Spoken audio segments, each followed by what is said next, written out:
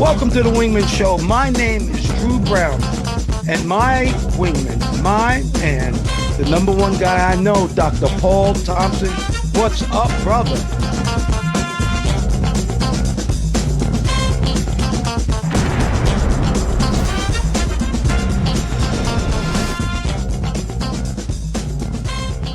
Welcome to the Wingman Show, where we're floating like butterflies and stinging like bees. Rumble, you two badass jet pilots, rumble. To the Wingman Show. My name is Commander Drew Brown. That other badass jet pilot, my man, the guy who watches my six, my friend, Dr. Paul Thompson. How are you, Paul? Pretty good, Commander Drew. It's good to see you this morning. We're going to have a good show today. I really like those planes in the back, and we'll talk about those later. Ooh, it is Phantom Day today. All right, we'll start off with the quote. Anyone who keeps the ability to see beauty won't grow old. And that's by Franz Kafka. One more time. Anyone who keeps the ability to see beauty won't grow old. Always keep that ability to see beauty, Dr. Paul. Always look at the good things. Yeah, it's easy to get lost in that, but it's important to have a positive attitude, even when times are tough. Try to keep your head and chin up. Well, I'm glad you said that, because talking about a positive attitude, the title to the show today is How to Win an Emmy. Get racially profiled by Karen in Central Park. What does that mean, and who the hell is Karen? Dr. Paul, you ever heard of a blackbird? Yes, I have. Well, good. Have you ever heard of a blackbirder?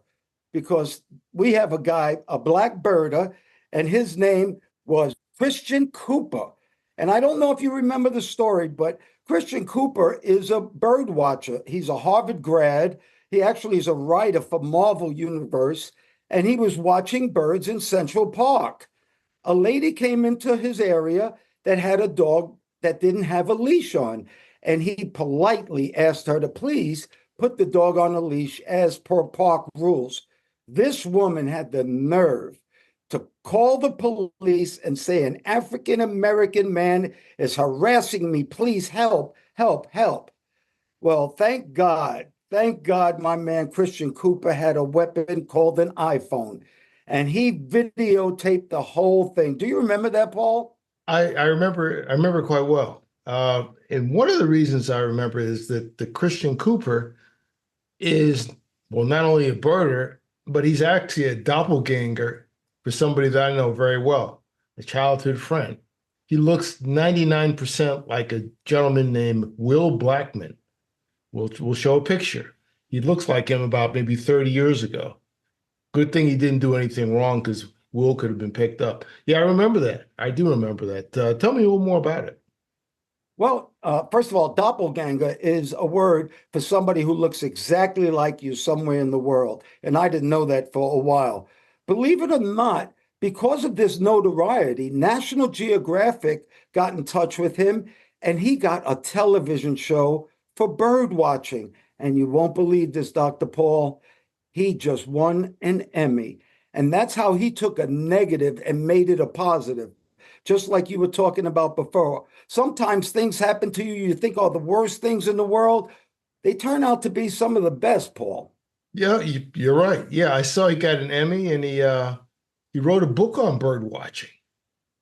We'll have to He look did. at. Do you remember the name of the book? I saw it. I forgot what it is. We'll look at it. We can flash it on the screen. But Amazon gives it like 4 out of 5 stars on the reviews. I just looked at it real carefully. The name of the book is Better Living Through Birding. That's Notes from a Black Man in the Natural World. Yes. Have you read it? No, I didn't read it. I just heard about it within the last 24 hours. First of all, tell me who Karen is. Karen, I guess that's a woman that thinks it's her business to, I guess, police everyone. I think it's kind of a stereotype. I don't know why they named Karen versus any other name, but it's stuck. The thing is about that situation, it could have gone differently. That she has her version of the story. What's interesting, I guess I can use her name. Her name was Amy Cooper. Don't think they're related. I think she's from Canada. But her life is kind of spiraled into a negative and really had to go into hiding. He did not look good at all. And the scary thing is, what if he didn't have a cell phone? what could have happened then? She actually used this racial bullshit to try to get him in a lot more trouble than just calling the police and saying somebody was bothering her.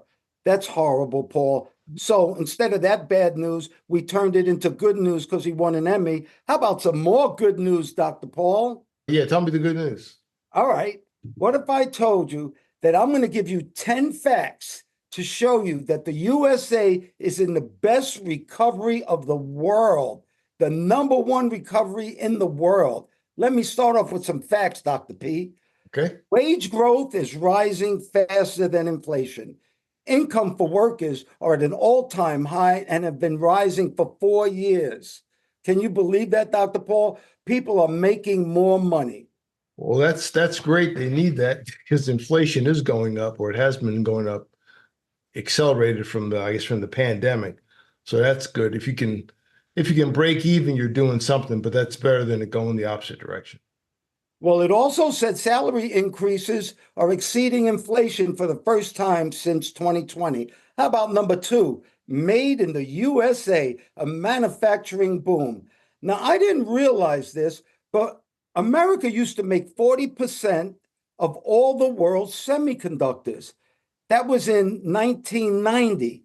Do you know in 2022, the number's zero? They didn't make any semiconductors. Well, thanks to investments and billions of dollars, they say in about 8 years, it's going to go up to 28%. America will make 28% of the semiconductors. How about that?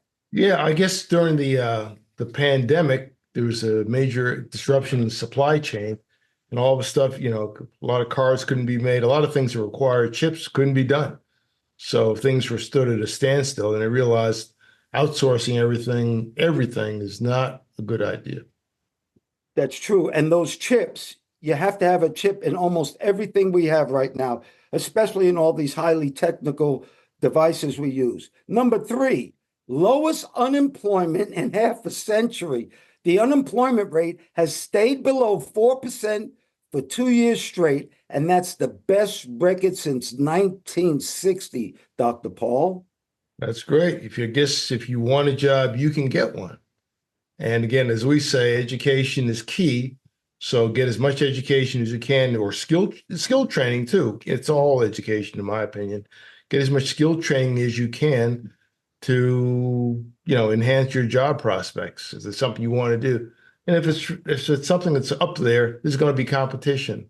So do something to set yourself apart from the crowd. Really good. Number four. Oh, you're going to love this, Paul. Crime drops to historic lows. Crime in the United States has been falling fast, all kinds of crime, and nearly all over the country. The FBI just reported rates of murder and rape have dropped more than 25%, and property crime is down by 15%. Dr. Paul, this is good news, and I'm wondering why we don't get to hear this all the time. Yeah, I hope it's true, and some people would disagree. If you look at the late news, I don't look at local news anymore now because it's always the same thing.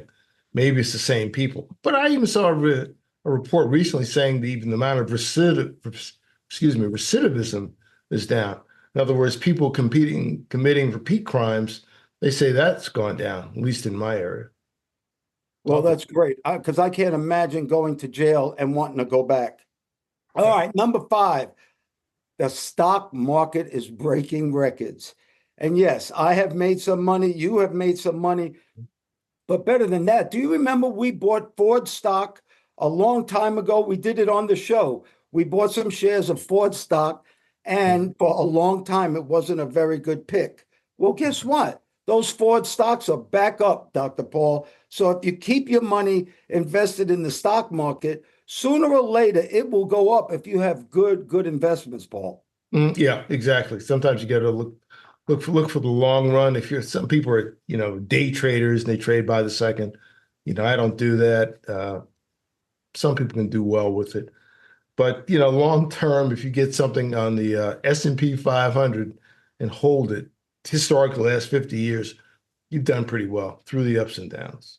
That's true. And anybody out there who wants to put money in the stock market, if you don't know what you're doing, you can call one of these companies, Fidelity, Charles Schwab, T. Rowe Price, a whole bunch of them you can Right. call, and they will help you invest your money.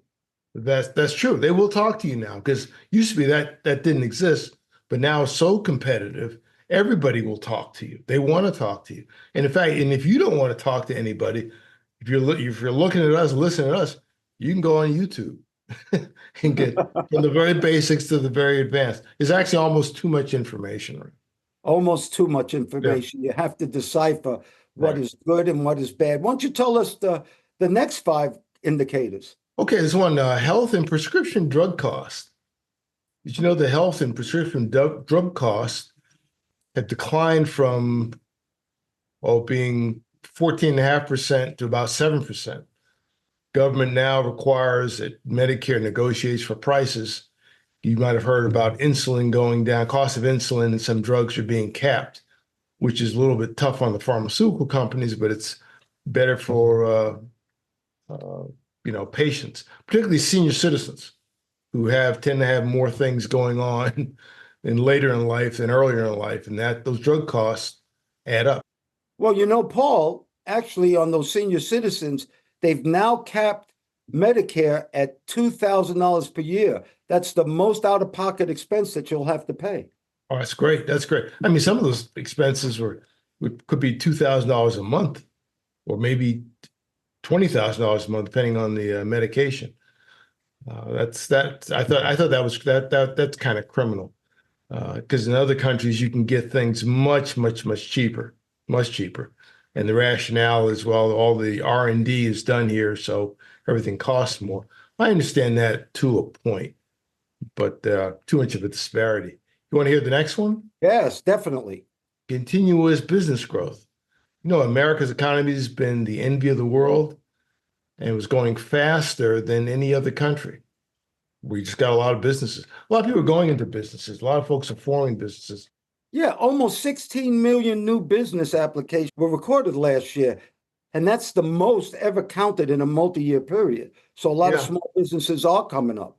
yeah, and some are digital. I mean, if you get some creativity and a laptop and a smartphone, a lot of people run their businesses from those.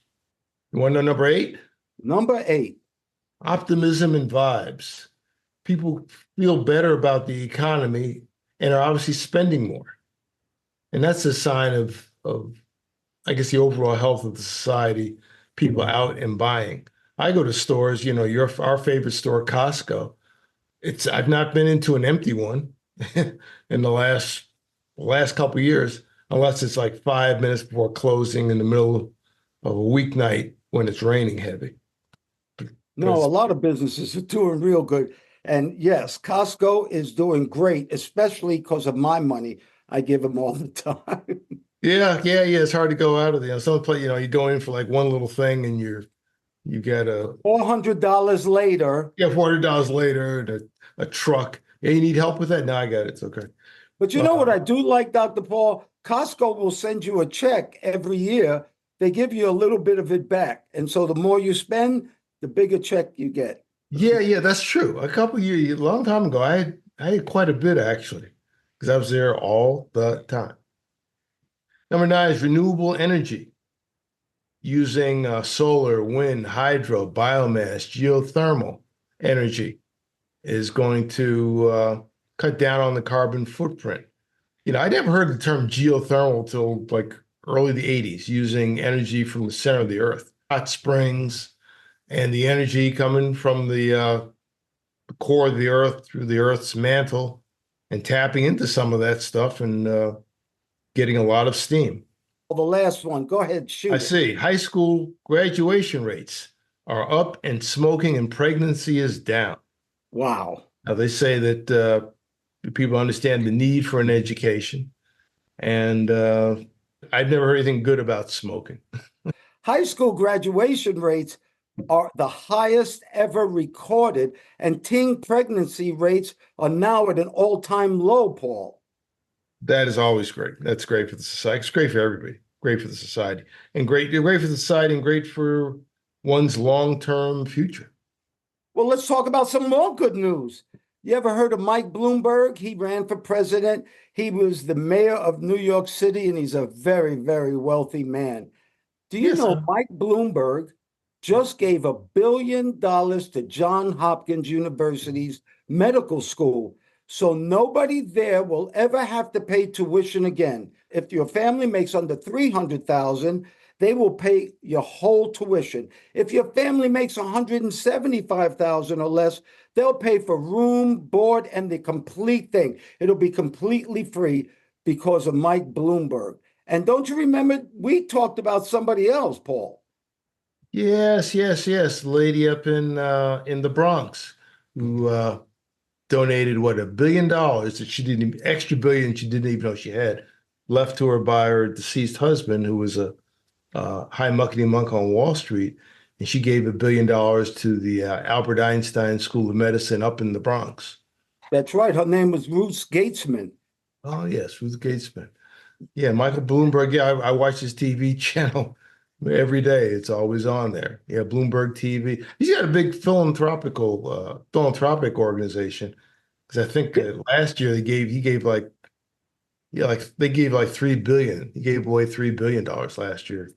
You know, Paul, I always, when people ask me, what do I want to be when I grew up? I always used to say, I want to be a philanthropist.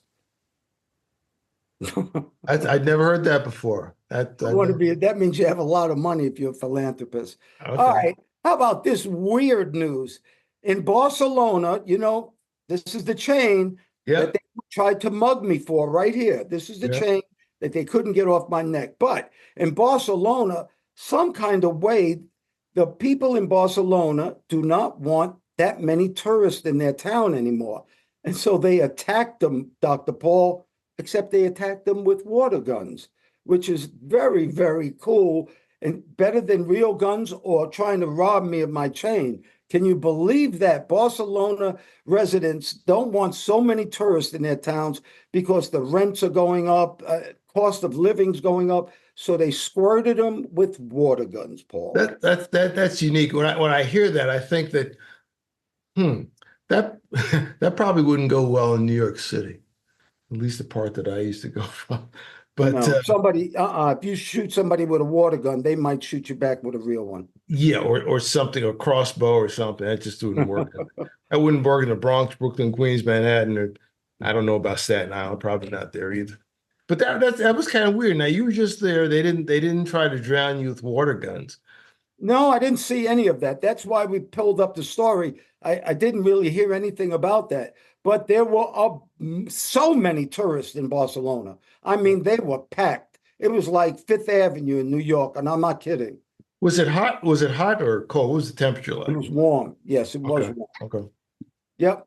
And you don't know about this. I just put this in. This is amazing. Calvin Sullivan is a 14-year-old young man who's playing professional soccer. He plays for the Philadelphia Union for the MLS League. 14 years old. He played yesterday. How about that one? Oh, really? That sounds familiar? That's not the guy we covered some months ago, was it? No, it's He not. was This in is a new California. kid. He was in California. Okay. You This must is be a new good. kid.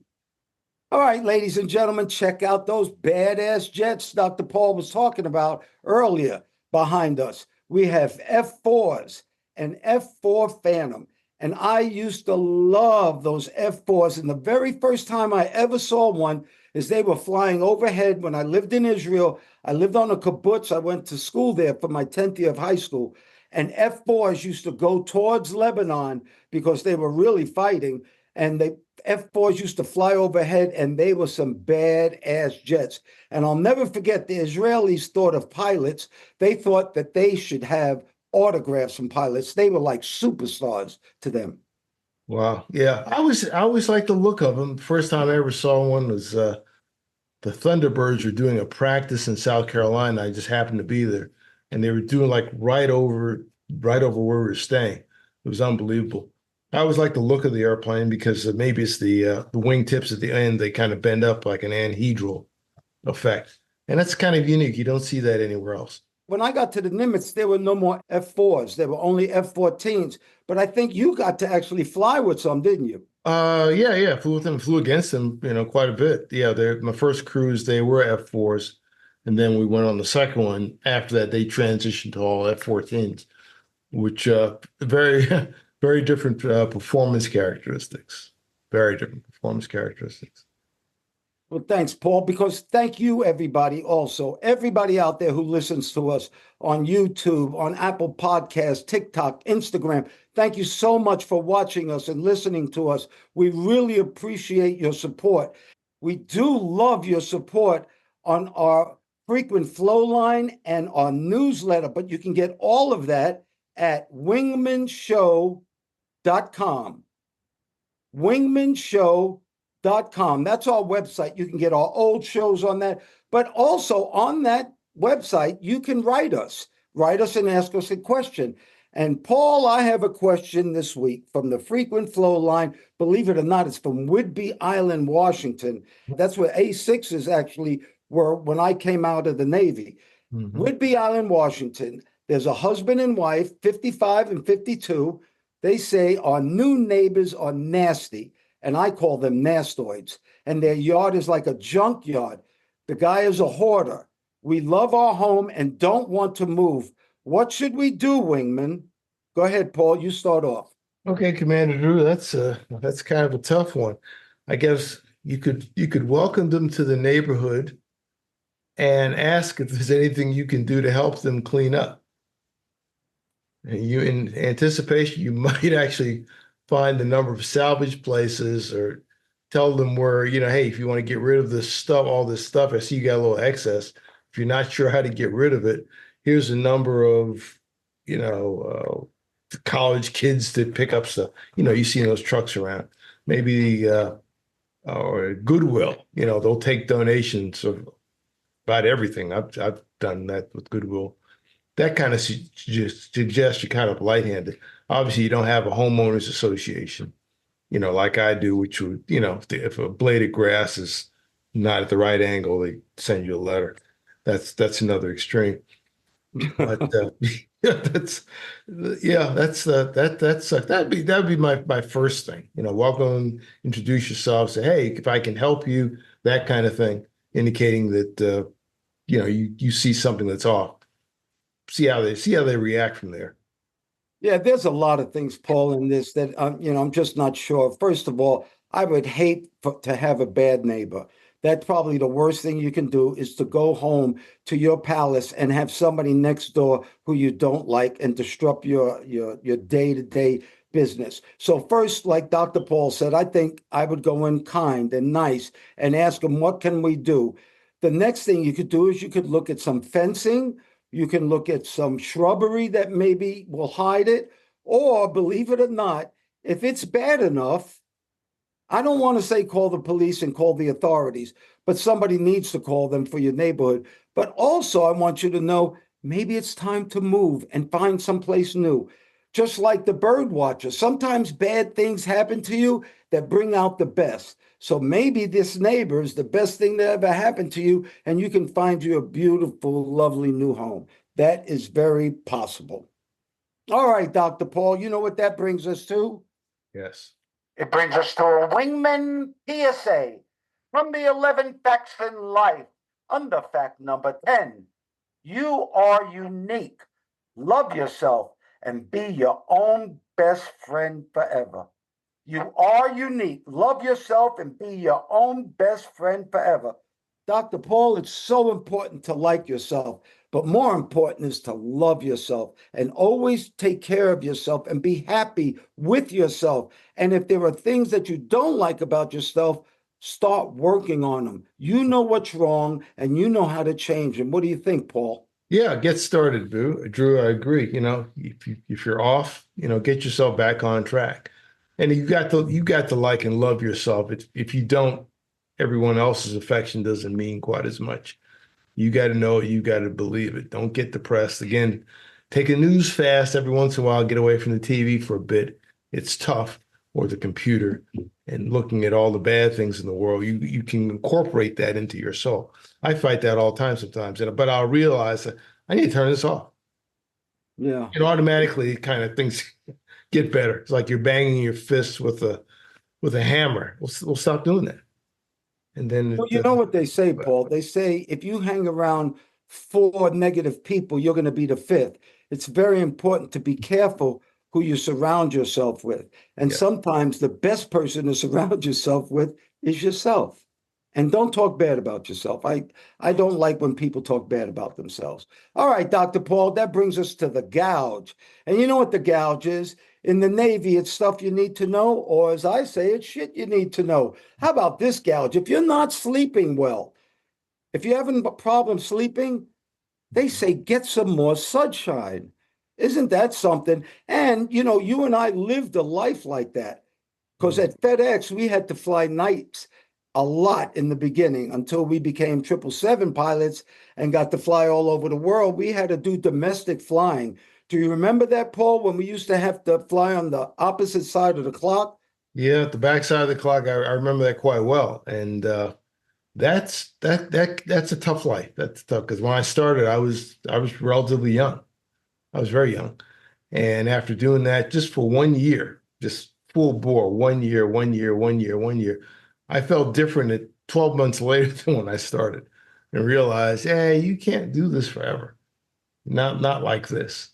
And I started to, modify, my habits, what I was doing, what I was eating a little bit later. That's a factor too.